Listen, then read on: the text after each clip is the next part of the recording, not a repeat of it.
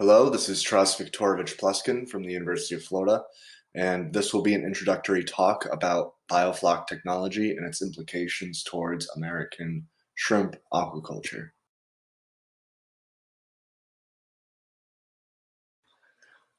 So the bottom line in the incubus of this talk is that the United States needs to start shrimp farming, and it needs to start an organized and genuine effort to do so, simply because of that there are several realities on the ground.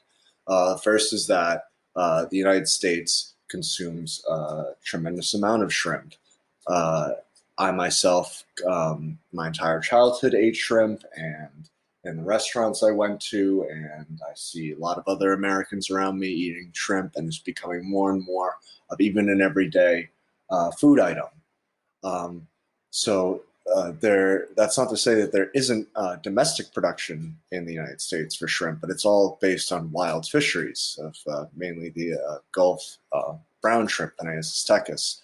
But these fisheries are seasonal, they're exploitative, they have their fluxes from year to year, and the bottom line is they're limited in how the biomass of shrimp that we can extract from the wild without causing collapse of that stock or impeding on the associated ecosystems. So as a result, there is a limited supply of these wild shrimp, and they are more of an expensive premium product. You'll see more wild shrimp being sold as cocktail shrimp than you ever would as common day consumables. The common day consumable shrimp that you get in a big bag at the supermarket, or that you would likely get, in your shrimp pad thai, or even your shrimp scampi, depending on the restaurant, is shrimp that's aquacultured, and aquaculture at a huge scale, primarily in Asia, India, Singapore, Vietnam, Philippines.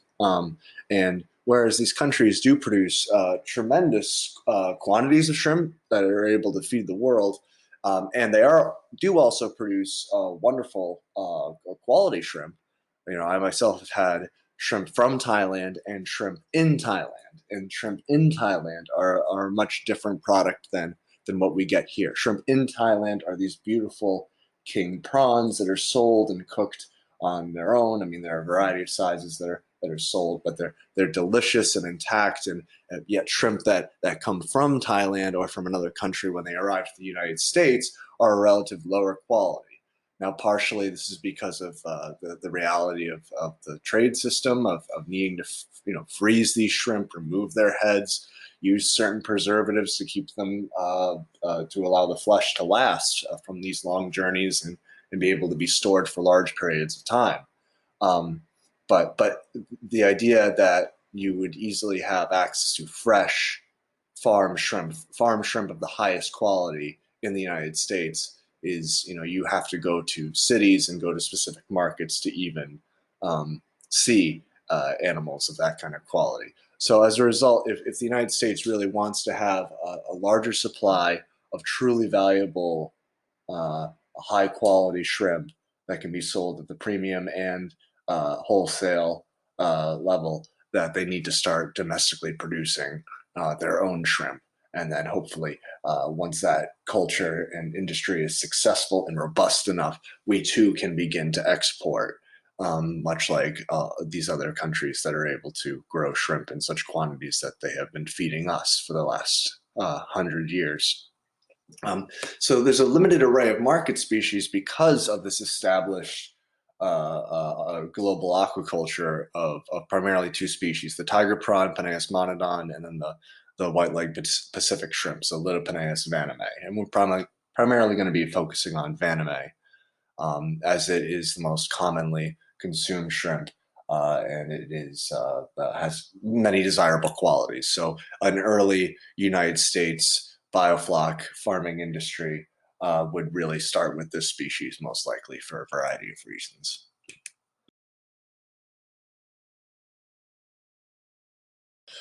Short little side note, most Americans have seen the popular Tom Hanks film, Forrest Gump. At the end of that film, the Vietnam veteran Forrest Gump retires and starts the famous Bubba Gump Shrimp Company, which is a shrimp fishing company. The movie, of course, is based off of Winston Groom's original novel, I would like to share that the original ending of the original novel is Forrest Gump does retire with shrimp, but he witnesses the shrimp farming practices in Vietnam, the pond system. He's inspired by the way that the Vietnamese close the shrimp life cycle and use the ecology around them. And he's so inspired that he builds a series of similar ponds in the United States. Quite inspiring. Love the book. Recommend it. So why would Forrest Gump have a difficult time farming shrimp in the United States? And why do we not have large shrimp ponds in the United States and large shrimp farms already? And there's a few reasons. First is that conventional shrimp production, as the world has been supplied up until now, is derived from the intensification of conventional pond aquaculture systems, which in the United States are impossible for a variety of reasons to do at scale. First is the climate. Many of the popularly aquaculture shrimp species require constantly warm temperatures, and they really cannot do with these cold snaps. These could be absolutely calamitous events. Even temperatures, let's say below 80 degrees, can severely limit several species' ability to prevent disease and to grow efficiently. Land rights are very difficult to acquire in the United States, especially around coastal areas that would be required for shrimp farming operations. There are environmental impacts that would be a nightmare, regulatory issues that would be a nightmare, water discharge regulatory issues that would be a nightmare, and all kinds of other issues when it just comes to the regulation and spatial considerations of just spatially sourcing these large-scale farms. And because of that, there's obviously a lack of an established industry, and with that, there are only a handful of shrimp hatcheries in the United States, period, and a limited amount of feed mills that could produce suitable shrimp feeds, and also a limited amount of processors that are used to taking in live shrimp or freshly killed shrimp, at least where these production sites may or may not be. So there's also a lack of consumer recognition. The average American does not know a good shrimp from a bad shrimp yet. We do not have in our broad culture the recognition for the different species and the different qualities of different shrimp, the way that, let's say, we would have for an appreciation for the different cuts of meat or quality of chickens or pigs. It's simply not there. It exists in specific communities within the United States, but broadly speaking, a shrimp is a shrimp. And for that reason, without reinventing marketing, it's very difficult to introduce shrimp that are slightly more expensive to the market. So there's also the inherent issue that producing shrimp, you have limited market penetration without a novel marketing strategy.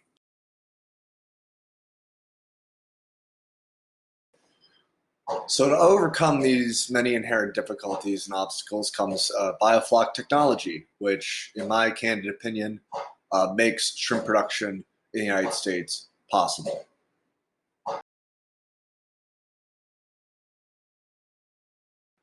So a working definition of biofloc technology. This is an aquaculture production system where you have a limited water exchange. So it's similar to almost a micro pond in a way, but this can undergo usually done in either a pond, tanks, or a raceway system. And the water utilizes a diverse biological microconsortium of various critters to stabilize the water quality through their biological activity, and through that biological activity recycle waste and uneaten feed and return it back into the diet of the market organism. But the baseline concept behind biofloc technology is that it is water and feed conservative, allowing for high intensity cultures with minimal water use and minimal environmental impact associated.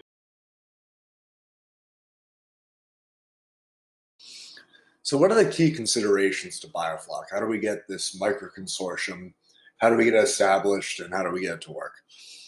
So the first, I guess the three most important factors is, the first is the community composition. It's broken up into three, I guess, working groups.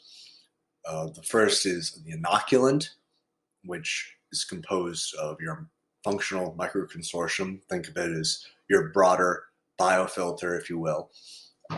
There are heterotrophic elements to it, critters that are eating carbon, and just like an animal is, just the small scale, consuming sludge, demineralizing, dissolving things.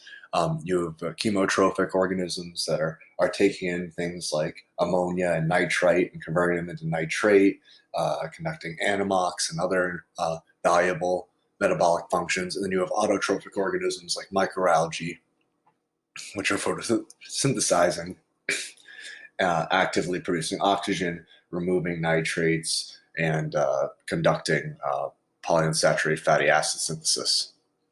Now, then you have your primary grazers. You have to think, okay, so I have these shrimp in this pond. It's great that the bacteria are recycling the waste and producing protein, but a shrimp so big is only going to be able to eat. How is it going to eat a bacteria? That's where the primary grazers come in. You have copepods, cyclopoids, harpactoids, nematodes, ciliates, protozoans, anything that's grazing on these bacteria, they're grazing on these microalgae, they're grazing on these primary producers, and then they're basically bioaccumulating all those nutritious compounds into a higher form that can be eaten by your tertiaries, which are your shrimp, your and basically any other market species that you have in the system. We'll only talk about shrimp for now, but there's a lot of malleability there when it comes to having these three functional groups interact with each other. And that's all contextualized with the rest of the chemistry that we'll talk about. The second major factor is the carbon to nitrogen ratio. And this dictates the metabolic behavior of your biofloc microbial community. A lot of these species of bacteria, they can all react very differently, and they have so many of them have Swiss Army knife metabolisms that can be activated. So you have to set the environmental conditions to set the stage, if you will, so that they'll do what you want, the way that you want to do, which is essentially produce stable water quality for your shrimp to grow really, really quickly and grow really, really healthy.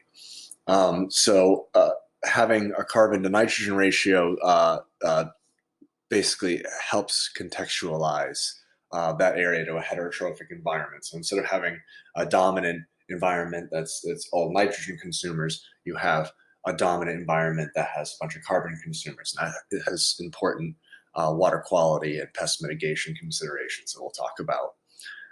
And something else that's very important is that not all carbon and nitrogen sources are equal. You can dose molasses or pure glucose or any other form of carbon, but the ramifications of that, depending on your other water quality parameters and environmental parameters, could be more or less conducive or not conducive to your end goals of your biofloc. And then the last is sediment flux and suspended particle size. And it doesn't matter necessarily what the brute chemical composition of your biofloc sediments are, but where are they? Are they all dispersed in the water column? Is it impossible to get light through because of that? Are there huge particles? Are there minor particles? What's the accessibility and surface area of the microbes to those particles? Is there huge populations of huge buildups of sediment at the bottom? Are there anoxic layers where denitrification is occurring? Are there areas where hydrogen sulfide is being produced? That's deadly to shrimp. You don't want that to happen. So, you really have to constantly do a balancing act of these intercontextualized factors. But I believe that these are, in general, the three drivers behind the successful biofloc.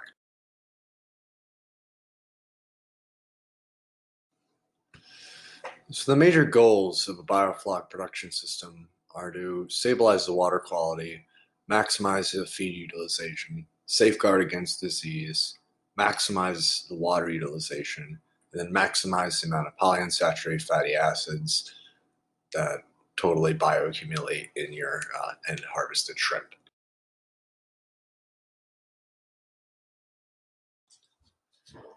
So functionally, we'll try and describe now the chemistry of the biofloc.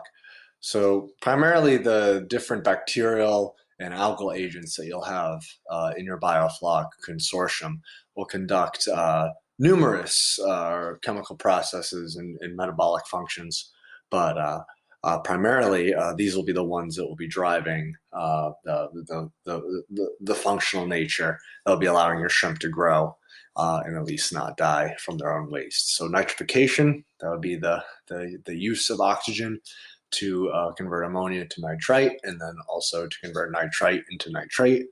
Denitrification, which is in the absence of oxygen. It's anaerobic. That's conversion of nitrate into atmospheric nitrogen. Then there's also heterotrophy, which is just the consumption of carbon and then the release of CO2. Photosynthesis, which is the consumption of carbon dioxide and nitrate phosphates, and that is converted into organic carbon and oxygen. And then we also have reactions like anammox, which are the combination of reaction of ammonia and nitrite to produce nitrogen gas. So there are many more reactions, and all these factors and all these metabolic functions are contextualized by the carbon-nitrogen balance, the species and the populations that you have of bacteria and algae, the light, the particle size, the sediment buildup, oxygen levels, carbon sourcing, everything. That's really the trick behind finding your magic formula. That's why so many biofloc farmers traditionally inoculate their ponds with simply sediment from a successful pond, trying to get as much of that community as possible, because trying to quantify and understand it to a very specific level is very difficult and elusive. But do it successfully and be able to coordinate all of these different metabolic functions is the difference between stability and calamity.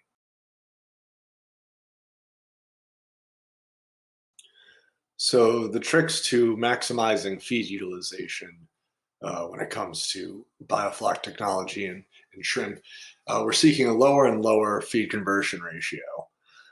So we're trying to use as few pounds of shrimp, as few pounds of feed as possible to get as many pounds of shrimp out as possible. And that again is key to get the right balance of biofloc, where not only are your shrimp comfortable so that they're metabolizing at the most efficient rate and growing at the most efficient rate, but allowing the community to consume the waste of the shrimp and its uneaten feed. They're very messy eaters, and to reincorporate that waste nitrogen into microbial protein and reincorporate that waste feed back into, let's say, polychaete protein or ciliate protein or something else that can be consumed by the shrimp and regrazed.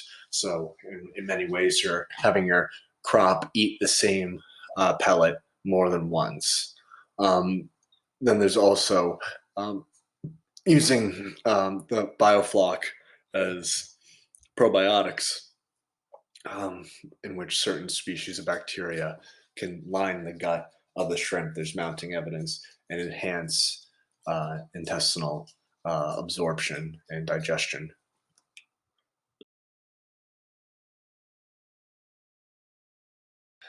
So one of the major issues with conventional pond aquaculture of shrimp is that there have been many episodes where there's both expected and unexpected huge acute die-offs of crops due to pathogen outbreaks, Vibrio, different viruses, etc. The idea of biofloc having an established complex microbial community helps prevent against the formation of many pest and pathogen species, simply because you are already establishing something so that opportunistic bacteria, which like Vibrios, which can become pathogenic, don't have a place to aggressively multiply.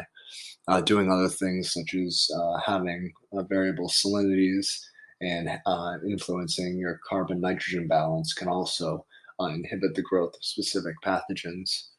Um, a lot of this work has to be further quantified um, but there is also the possibility that many of the microbial bacteria, the microbes that compose the biofloc consortium in several systems, directly act as anti-pathogen probiotics using specific mechanisms such as quorum inhibitors, antibiotics, biofilm inhibitions. So they're essentially, by existing, they are eliminating the growth of other bacterial species, which can then be pathogenic. So we're inhibiting, preventing space for the pathogens to grow, the opportunistic bacteria, and in some cases directly killing them with some of the agents.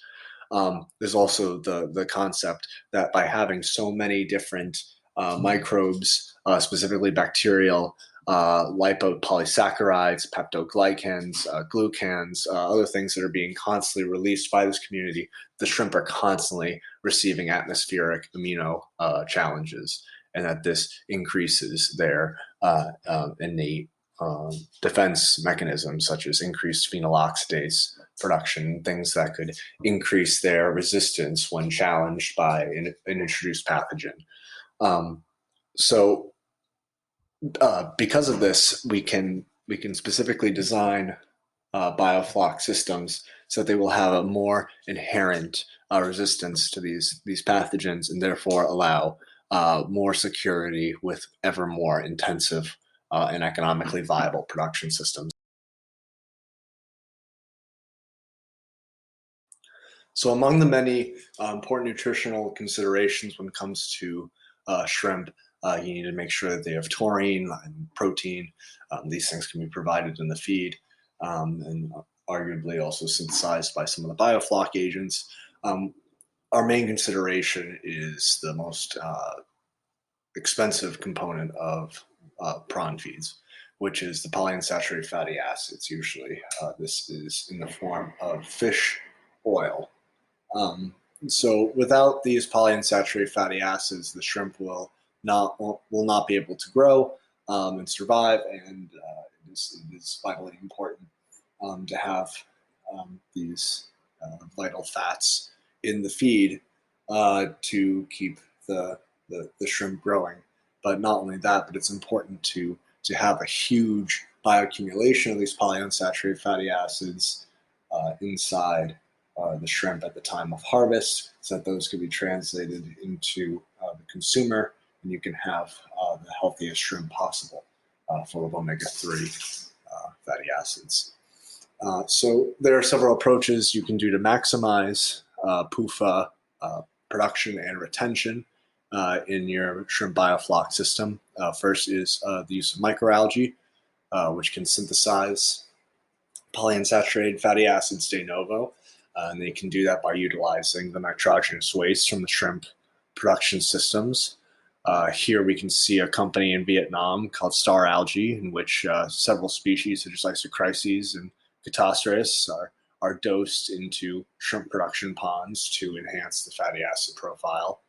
Other grazers can elongate shorter, more saturated fatty acids that are consumed from the waste products of the feed and carbohydrate sources, for instance, and have fatty acids that they can be elongated. So there is a lot of work that needs to be done analyzing the gut microbiome and the metabolism of some of these specific biofloc associates, so ciliates, maybe even the worms, the protozoans, and seeing what their ability is. But studies that have been done have determined that marine biofloc systems are able to retain at least significant amounts of arachidonic acid, which is very promising. And by maximizing this, we can reduce the dependency on fish meal and oil, which are derived from industrial fisheries, thus increasing the net sustainability of the produced shrimp, along with mitigating the need of overall feed and water.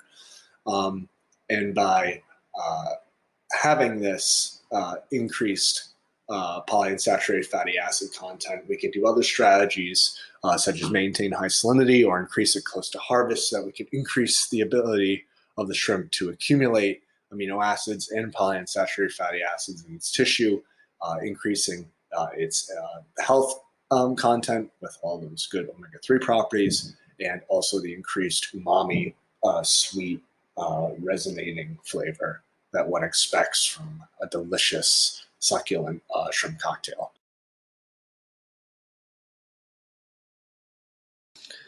In conclusion, the United States will continue to exhibit a growing demand for shrimp as our population increases and our population continues to diversify its diet, with shrimp already being something of a universal staple.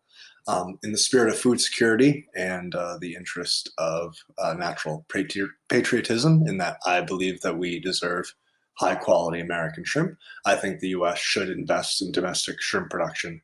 It is long overdue.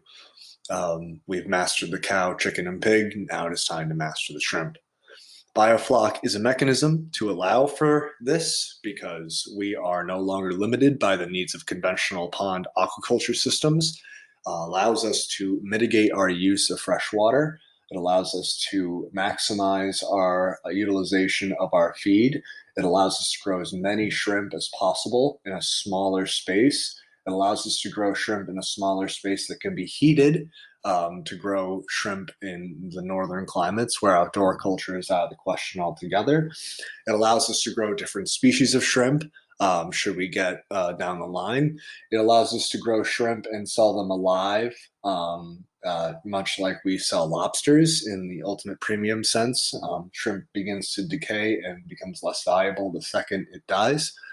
So we could have an extremely premium live shrimp market or extremely fresh shrimp market. We can have a local shrimp market.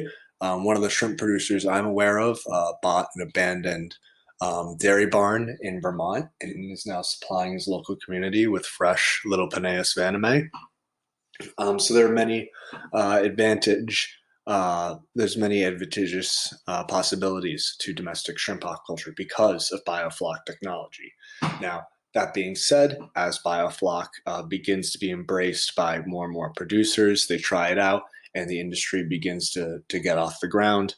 The science of biofloc will need to be refined. We need to better understand specifically, it's well established that biofloc can be well planned to eliminate nitrogenous waste, but let's understand better how the different gut microbiomes, those different primary grazers, and how the mechanisms of those microbes can be done to observe, what's the nutritional transition there? How well do they retain the polyunsaturated fatty acids?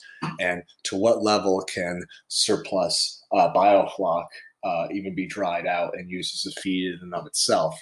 How self-sufficient, how sustainable can shrimp production be? And how can that be translated into greater and greater yields and greater economic viability?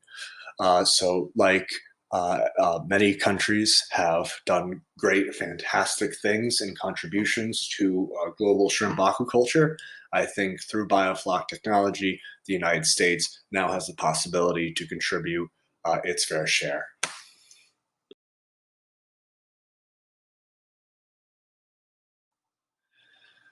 I just wanted to say that the reason I made this talk is I believe in United States shrimp.